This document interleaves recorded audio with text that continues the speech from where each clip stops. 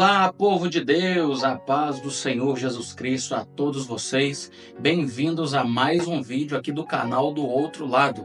Eu sou o pastor Rivaldo e estou aqui para trazer mais uma pregação, uma mensagem de Deus para a sua vida. Não se esqueça de deixar o seu like para apoiar o nosso canal, compartilhar esse vídeo com mais pessoas e se inscrever ativando o sininho para ficar por dentro de todos os vídeos que saírem aqui no canal. Vamos para a vinheta.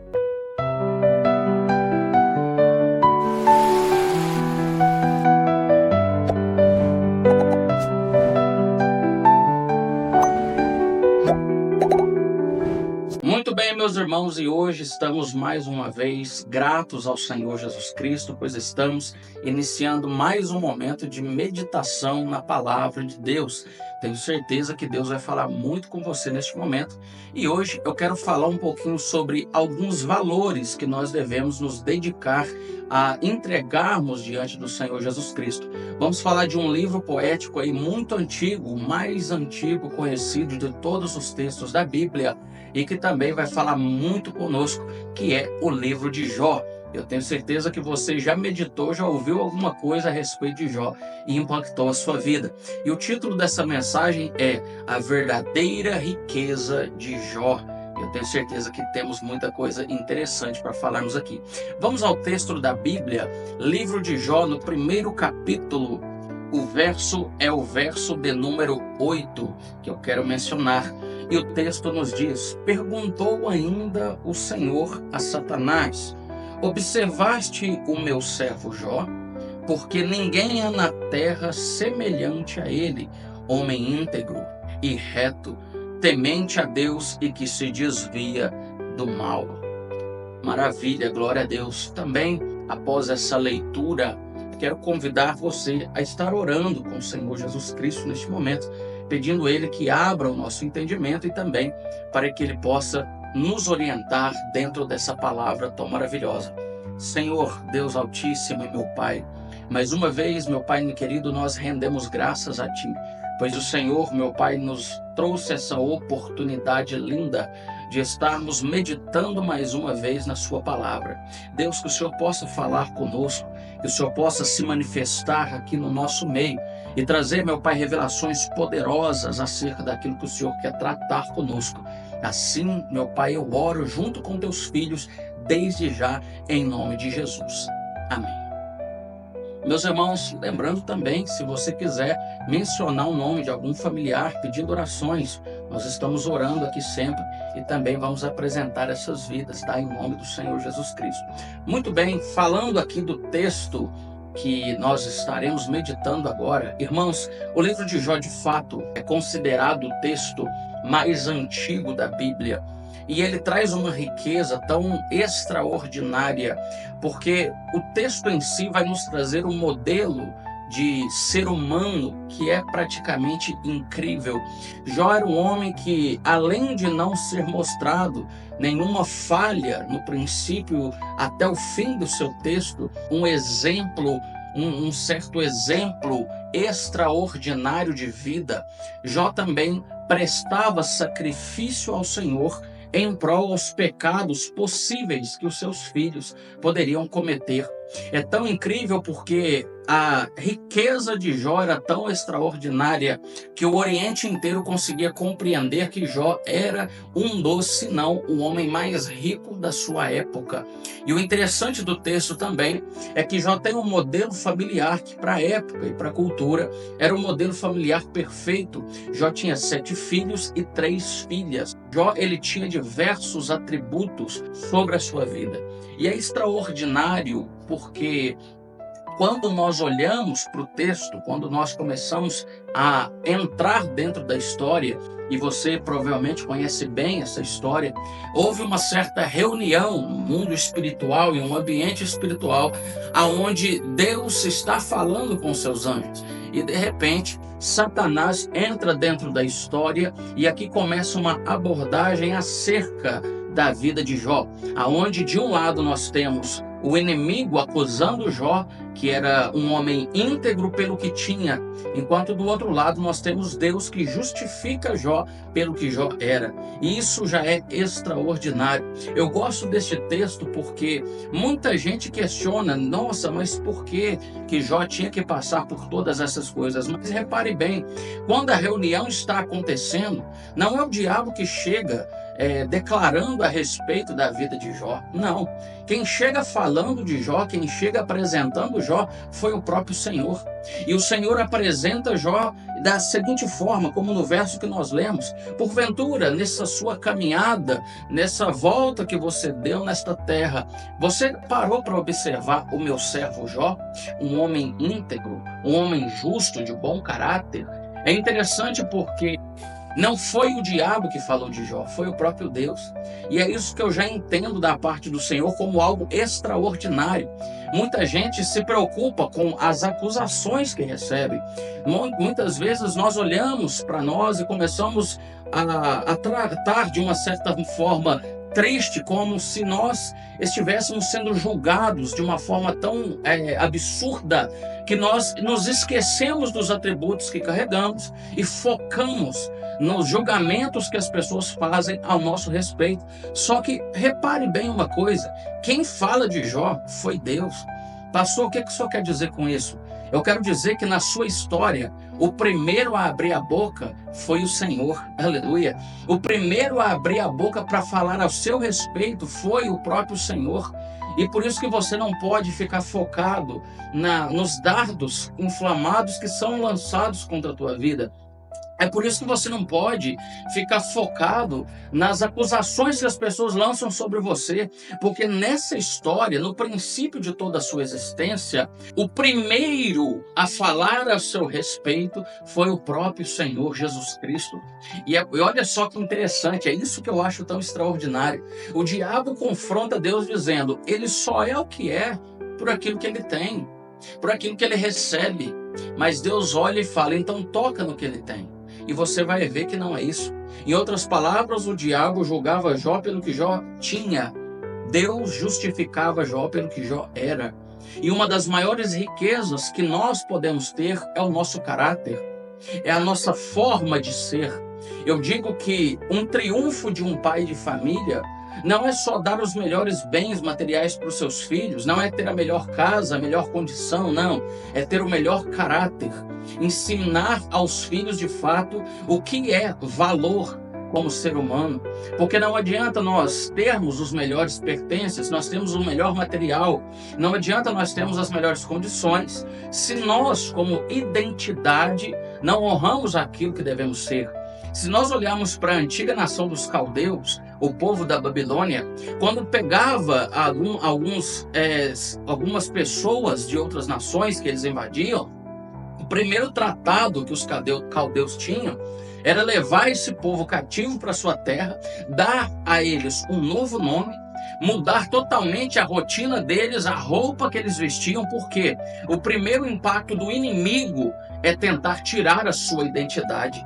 E muita gente vem perdendo a sua identidade, muita gente vem vendendo o seu valor como ser humano, mas Jó se manteve firme. E uma certa feita, quando estávamos meditando sobre este texto em uma roda de irmãos, alguém me questionou e disse: mas pastor, Deus não precisava provar nada para o diabo. Por que Deus permitiu que a vida de Jó fosse tão assolada? Por que Deus permitiu que Jó passasse por tanta coisa? Porque eu gosto de trazer uma simbologia muito forte dentro disso. É como a casca do ovo. A vida de um ovo não está na casca, está dentro dela. Em outras palavras, Deus não estava provando nada para o diabo. Na verdade, Deus iria provar para o próprio Jó. Deus olha para o inimigo e diz assim: muito bem, quer tocar, toque, mas toque no que está por fora, porque a vida que eu dou, ninguém tem o direito de tocar. E sabe o que Deus faz?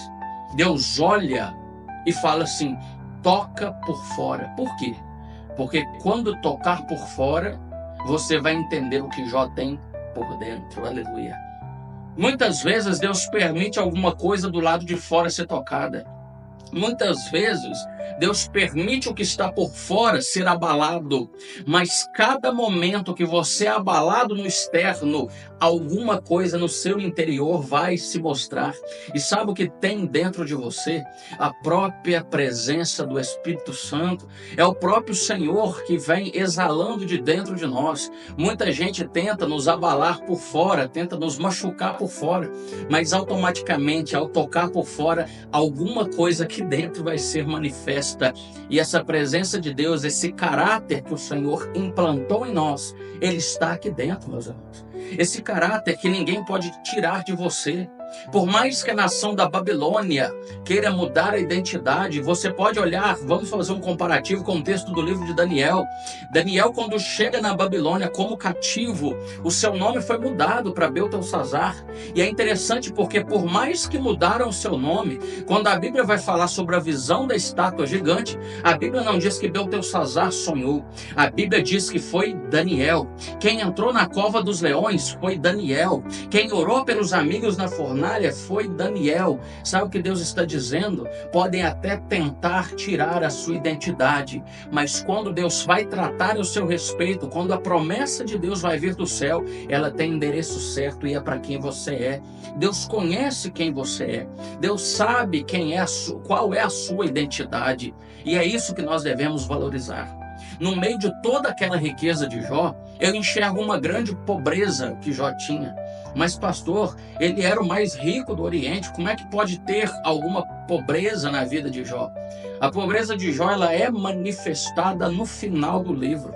Repare que, após tanta assolação, e não só de perda material, não só dos filhos de Jó que morreram, não só da pele de Jó também ela é tocada, o abandono dos amigos. Jó enfrentou qualquer dificuldade que nós conhecemos, financeira, passou por dificuldade sentimental, Jó passou por um momento que a depressão poderia assolá-lo.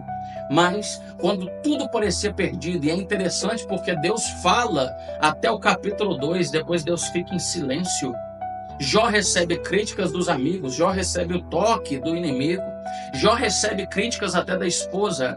Mas quando Jó, após Deus ter falado no capítulo 2, o Senhor só vai voltar a falar no capítulo 38. E é quando Jó está se coçando com uma telha e de repente lá no horizonte, Jó começa a perceber que um redemoinho está se formando. E é interessante porque no texto original, redemoinho ou tempestade vai ser a mesma palavra.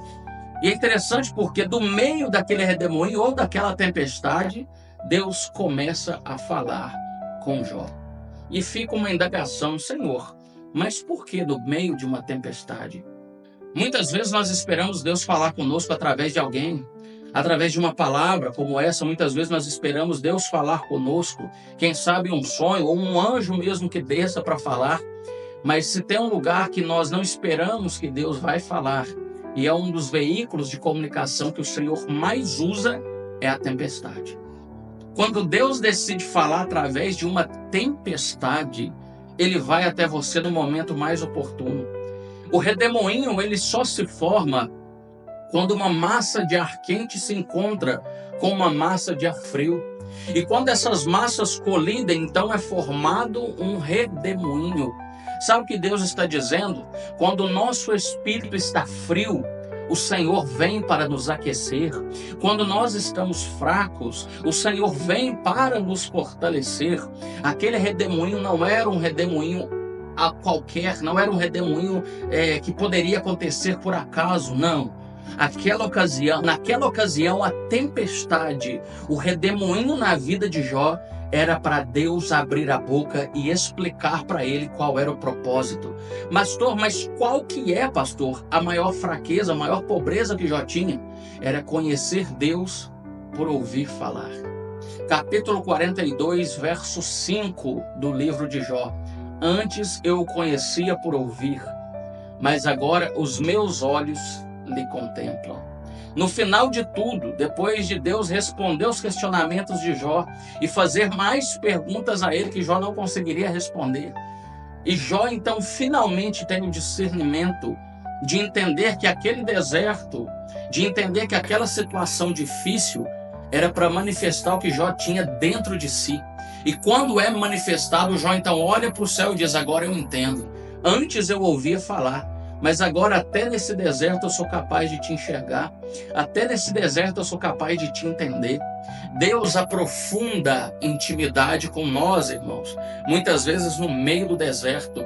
Muitas vezes nesse veículo de comunicação que ele tem, que nós não queremos passar. Deus não te leva para um deserto para te matar. Deus não permite um vale na sua vida só para ver você sofrer, não. É porque em meio àquele sofrimento você vai entender e conhecer Deus melhor. Você vai começar a entender que independente do deserto, independente da circunstância que você estiver passando, a dificuldade que você enfrenta, Deus vai se manifestar de uma forma tão grande que você vai olhar para a dificuldade e vai ver Deus. Você vai olhar às vezes para a despensa vazia, mas vai ver Deus. É nesse deserto que você entende a sua dependência. É no meio dessa prova que você vai entender essa dependência. Eu sei que Deus está falando com você. Eu sei que talvez esses dias difíceis que você está enfrentando, que você chora dentro do quarto, ninguém sabe. Você chora quando ninguém está vendo, mas Deus sabe. E no final dessa jornada, Deus vai mostrar para você que você agora vai conhecer, vai ter uma intimidade ainda mais profunda com Ele. E quando Deus multiplica tudo de novo na vida de Jó, a tal ponto que Jó tem 2 vezes mais do que tudo que ele já tinha no princípio da história. Após Deus abrir a boca para falar e para não se calar mais, Jó ainda vai ter a maior riqueza de todas, que é ter intimidade com o Senhor. Procure essa intimidade. Vai atrás dessa maior preciosidade que Jó tinha, que é ser íntimo do Senhor Jesus Cristo. Essa intimidade o homem não toca. Essa intimidade ninguém pode tirar de você. Independente se você é uma pessoa que vai numa igreja evangélica, católica, o que seja. Mas se você é uma pessoa que quer ter uma profundidade maior com Deus, e se dedique totalmente a isso, independente de valor físico em matéria, mas deixa Deus trabalhar e mostrar o que tem aí dentro. Certa feita, Jesus contou uma parábola de 10 dracmas, onde uma se perde. E para a mulher encontrar essa dracma, ela teve que entrar dentro de casa, acender a candeia, varrer tudo para encontrar ela. Sabe por quê? O que se perdeu não se perdeu por fora. O que estava perdido se perdeu dentro. E dentro de você existe uma preciosidade que Deus quer que você encontre. A maior riqueza de Jó está na presença de Deus. Que o Senhor Jesus te abençoe muito. Obrigado por ficar até aqui e ouvir essa mensagem. Compartilhe com mais pessoas. Tem gente precisando dessa palavra. Não é só pra gente. Saia com o cesto cheio de pães e agora é a sua vez de matar a fome de outros através da palavra de Deus. Gostou do vídeo? Deixe o seu like, assim você ajuda o crescimento desse canal e a gente vai encontrar ainda mais pessoas. Compartilhe o vídeo. Deixe também a sua inscrição caso ainda não tenha se inscrevido. Ative o sininho para ficar por dentro de todas as mensagens e os próximos vídeos que nós trazemos aqui neste canal. Que Deus te abençoe muito. Fique na paz do Senhor Jesus.